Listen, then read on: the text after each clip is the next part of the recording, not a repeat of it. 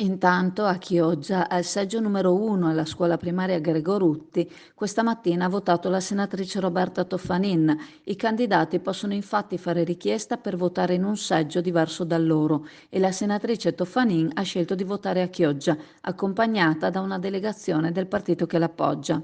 Il presidente della regione Veneto Luca Zaia ha invece votato a San Vendemiano in provincia di Treviso e ha affermato: "Spero che oggi tutti i cittadini vadano a votare, ovviamente qualunque sia la loro intenzione, nella libertà della scelta. Ognuno voterà per chi vuole, ma è fondamentale che ancora una volta esca dal voto l'immagine di un paese con un'alta affluenza alle urne e che non ci sia un partito delle astensioni che pesi molto sul risultato elettorale. Il mio appello", ha chiuso Zaia, "è quello di andare a votare".